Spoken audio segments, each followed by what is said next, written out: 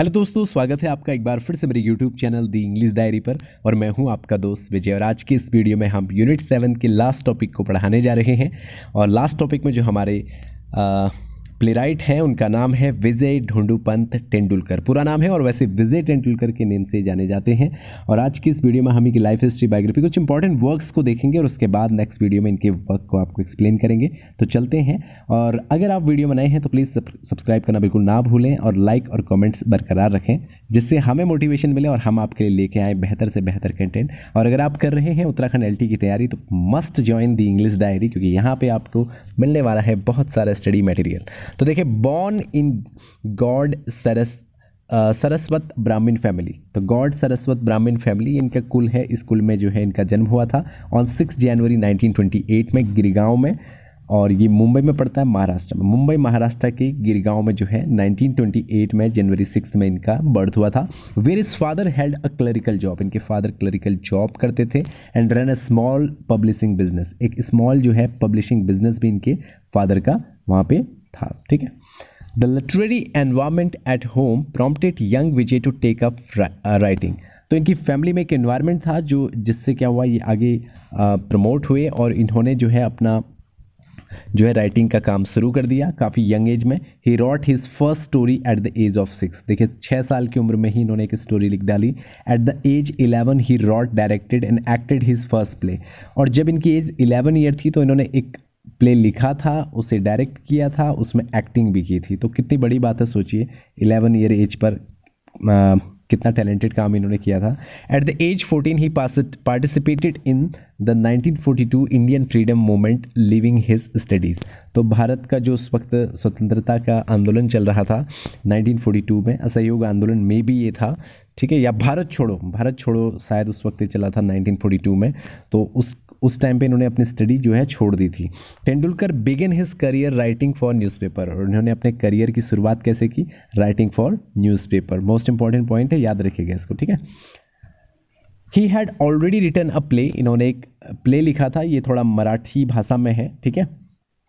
एमसियावर कौन प्रेम करनार, इस तरह से ये है, प्लीज़ आप इसको प्रोनाउंस कर लीजिएगा। और इंग्लिश में इसको कहेंगे who is going to love me. ये इनका जो है एक प्ले था।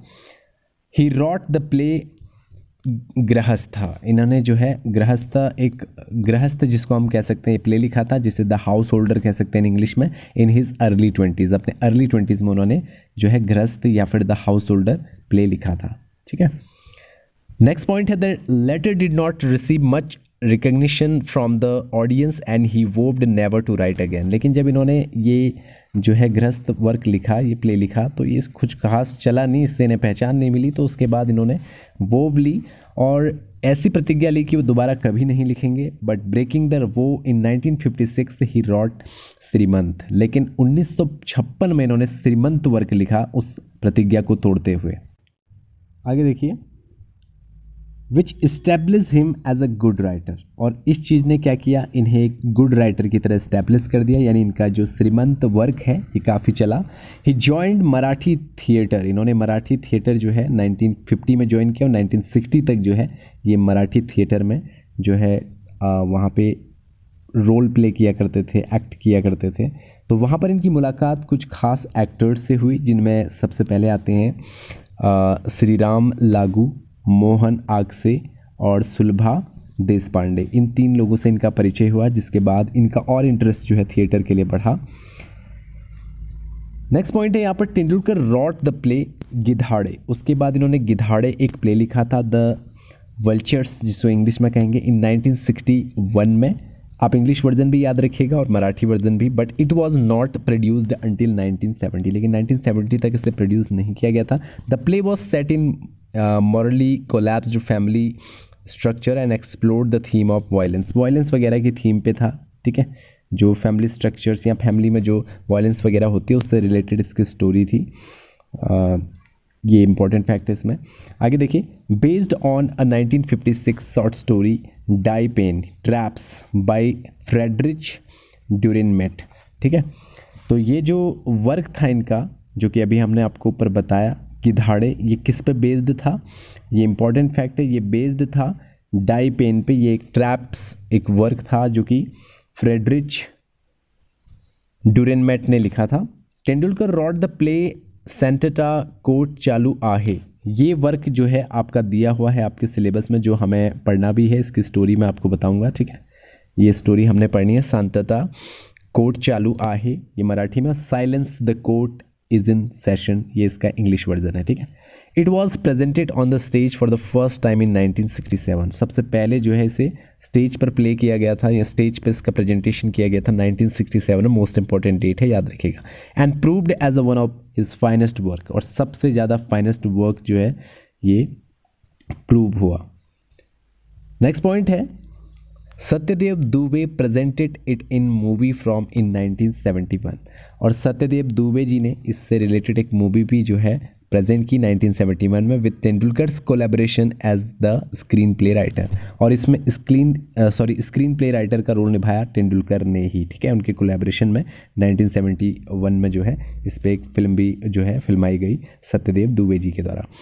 इन his 1972 play Sakharam Binder, next जो वर्क है ये भी इंपॉर्टेंट है, 1972 में आया था शाखाराम बिंदर, ठीक है। शाखाराम द बाइंडर या बिंडर जो भी है। Tendulkar dealt with the topic of domination of the male gender over the female. और इस वर्क में जो है शाखाराम बिंडर में इन्होंने दिखाया था कि डोमिनेशन दिखाई थी मेल की जेंडर ओवर द फीमेल, यानी महिलाओं पर जो है मेल का डोमिनेशन इसमें इन्होंने शो किया था उनके इस वर्क में शाखाराम बिंडर में, ठीक है। हालांकि आपको इसकी स्टोरी से ज़्यादा लेना देना नहीं है, क्योंकि मेनली आपका सेंटेटा कोर्ट चालू आहे दिया हुआ है।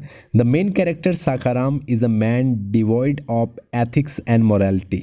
तो यहाँ पर जो मेन कैरेक्टर था इसमें जो मेन हमारा शाखाराम है, शाखाराम जो है डिवॉइड था एथिक्स से, मोरालिटी से, and professors not to believe in outdated social codes and conventional marriage को ये नहीं मानता था, एथिक्स को नहीं मानता था, मोरालिटी को नहीं मानता था। इन सभी चीज़ों से डिवॉइड था, वंचित था, ठीक है, ये व्यक्ति। तो थोड़ा सा मैंने इसमें इसके बारे में आपको बता दिया है, इस कैरेक्टर के बारे में। In 1972 Tendulkar wrote another even much more acclaimed play Ghashiram कोतवाल।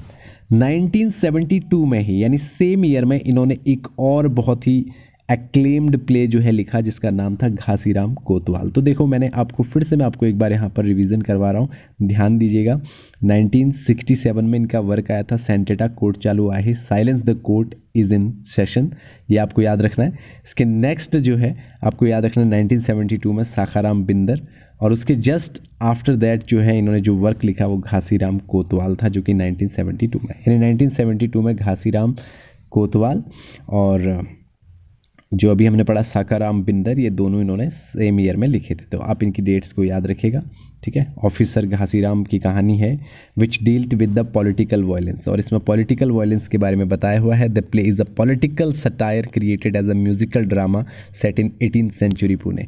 तो पुणे के 18th सेंचुरी की जो है सेटिंग के बेस्ड ये ड्रामा लिखा हुआ था, काफ़ी म्यूजिकल ड्रामा था, और पॉलिटिकल सटायर इसमें किया गया है।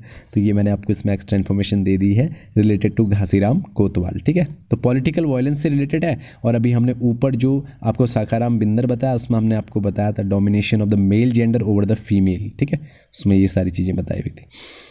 नेक्स्ट देखिए, इसमें कुछ खास चीज़ें और हैं। Tendulkar wrote screenplays for the movies, इन्होंने कुछ मूवीज़ के लिए जो है स्क्रीन प्लेस भी लिखे, जिसमें निशांत 1974 में जो मूवी आई थी, आक्रोश द क्राई 1980 में आई थी, अर्ध सत्य द हाफ ट्रूथ 1984 में आई थी। इन फिल्मों के लिए इन्होंने स्क्रीन प्लेज लिखे थे, इसलिए मैंने ये पॉइंट आपको बता दिए हैं, इंपॉर्टेंट हो सकते हैं, ध्यान दीजिएगा। He has written 11 movies in Hindi and 8 movies in Marathi. इन्होंने टोटल 11 जो है 11 हिंदी मूवीज़ में लिखा, मतलब हिंदी मूवीज़ को लिखा था, और 8 जो है मराठी मूवीज़ को लिखा था। तो ये भी आपको याद रखना है। नेक्स्ट देखिए, अम्बार्था द थ्रेशोल्ड 1981 में इनका एक वर्क आया था। It is the groundbreaking feature film on women's activism in India. तो ये एक फिल्म का नाम था, सॉरी, ये आप याद रखिएगा। द थ्रेशोल्ड यानी अम्बार्था 1981 में आया था, और ये ग्राउंड ब्रेकिंग फीचर फिल्म थी वुमेन्स एक्टिविज्म इन इंडिया पे बेस्ड, ठीक है। इस पॉइंट को आप याद रखिएगा। अब ये किसने डायरेक्ट की थी? It was directed by Jabbar Patel, ठीक है, जब्बार पटेल ने इसको डायरेक्ट किया था, एंड स्टार्स स्मितल पटेल और गिरीश कर्नाड जो है इसमें स्टार्स थे। तो ये आपको याद रखना है, इन्होंने मुख्य किरदार निभाया था। अब यहाँ पर कुछ प्लेज हैं इनके। इन 1991 तेंदुलकर रॉट अ मेटाफोरिकल सफ़र, इन्होंने एक वर्क लिखा था, सफ़र प्ले लिखा था 1991 में। इन 2001 ही रॉट द प्ले द मशहूर, ठीक है, जो भी आप इसको पढ़ें, मशहूर आप इसको पढ़ सकते हैं। ही नेक्स्ट रॉट 2 नोवेल्स, उसके बाद इन्होंने 2 और नोवेल लिखे, कादम्बरी एक एंड कादम्बरी, इस तरह से एक वर्क ये है इनका। और दूसरा जो इन्होंने नोवेल लिखी थी, देखिए पहली है कादम्बरी और दूसरी Don, about sexual fantasies of aging man. इसमें जो मेन इसका मोटो है या थीम है वो है about sexual fantasies of an aging man, Don. In 2004 ही wrote a single act play, इन्होंने 2004 में एक सिंगल एक्ट प्ले लिखा था और उस सिंगल एक्ट प्ले का नाम है हिज फिफ्थ वुमेन। याद रखिएगा 2004 का ये वर्क है इनका, his fifth women, his first play in the English language, और ये इनका इंग्लिश लैंग्वेज का सबसे पहला प्ले है। हिज फिफ्थ वुमेन कब आया था? 2004 में, ठीक है, सिंगल एक्ट प्ले है। नेक्स्ट देखिए यहाँ पर, as a sequel to his earlier exploration of the plight of women in Shakaram Binder, this play was first performed at the Vijay Tendulkar Festival in New York in October 2004। तो यहाँ पर शाकाराम बिंदर जो है इसका जो फर्स्ट जो है एक एक्ट, एक फेस्टिवल पे इसका एक्ट जो है प्ले किया गया था, वो कहाँ किया गया था? न्यूयॉर्क में, अक्टूबर 2004 में। ये आपको याद रखना है, इंपॉर्टेंट पॉइंट है, जहाँ पर आपने देखा कि प्लाइट ऑफ वुमेन दिखाया हुआ था शाकाराम बिंदर वाले वर्क में, ठीक है, प्ले में। नेक्स्ट देखिए, नेक्स्ट पॉइंट है, in 1990s Tendulkar wrote an acclaimed TV serial Swayam सिद्ध।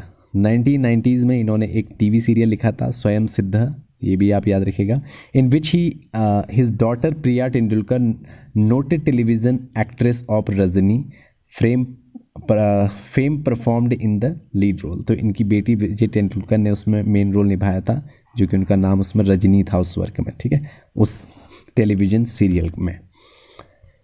नेक्स्ट देखिए, his last screenplay was for Ishwar Mime को, 2005 में ये वर्क आया था, an adaptation of Dibyendu Palit's story Mukha Binoy. मुखा बिनोय जो है दिव्येंदु पटेल की एक स्टोरी थी, उससे बेस्ड इन्होंने लिखा था ईश्वर मिमे को, 2005 में वर्क आया था इनका, ठीक है, स्क्रीन प्ले जो है इन्होंने लिखा था। नेक्स्ट पॉइंट है, he was the brother of acclaimed cartoonist and humorist Mangalesh Tendulkar. और ये जो है भाई हैं मंगलेश तेंदुलकर के, जो कि कार्टूनिस्ट हैं और ह्यूमरिस्ट एक पर्सन है, तो फेमस है काफ़ी। तेंदुलकर डाइड इन पुणे, पुणे में इनकी मृत्यु हुई थी 19 मई 2008 में। तो ये थे सभी इंपॉर्टेंट फैक्ट्स। अब हम यहाँ पर आपको अवार्ड्स के बारे में भी बताएंगे कि कौन कौन से इंपॉर्टेंट अवार्ड्स जो हैं इनको मिले थे। तो देखिए, Tendulkar one Maharashtra state government award in 1969, 2 बार इनको जो है महाराष्ट्र गवर्नमेंट ने जो है ये अवार्ड दिया था, 1969 में, 1972 में। महाराष्ट्र गौरव पुरस्कार भी इनको 1999 में मिला था। He was honoured with the संगीत नाटक अकेडमी अवार्ड, इनको संगीत नाटक अकेडमी अवार्ड भी मिला था 1970 में, ठीक है।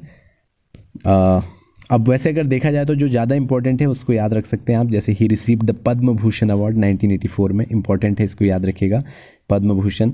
इन 1977 Tendulkar one the national film award for the best screen play, ये भी इंपॉर्टेंट है, इसको याद रखिएगा, 1977, जिसमें कि जो है the national film award for the best screenplay इनको मिला था। For his screenplay of Shyam Benegal's movie Manthan, इसके लिए भी इनको स्क्रीन प्ले के लिए 1977 में 76 में जो है अवार्ड मिला था। 1981 में film fair best screen play award इनको आक्रोश मूवी के मिला था। तो देखिए ये इंपॉर्टेंट है, ये इंपॉर्टेंट है, और सबसे पहला यहाँ पर ये इंपॉर्टेंट है, ये आपको याद रखने हैं। 1977 national film award for the best screen play मंथन, ये मैं आपको बता चुका हूँ, यहाँ ऊपर मैंने film fair best screen play बता दिया, ये भी इंपॉर्टेंट है। 1998 में संगीत नाटक एकेडमी फेलोशिप जो है इनको ये अवार्ड भी दिया गया। तो ये सारी चीज़ें, इनको इतनी सारी चीज़ें मिली हैं। तो ख़ास बात आज की वीडियो में इतना है कि इनके वर्क्स हमने देख लिए, कुछ फिल्मों में भी इन्होंने रोल निभाया है, वो पॉइंट्स आपको देखने हैं, नोट करने हैं, इंपॉर्टेंट सारे फैक्ट्स हैं और आपके LT एग्ज़ाम में काफ़ी अहम भूमिका निभाएंगे।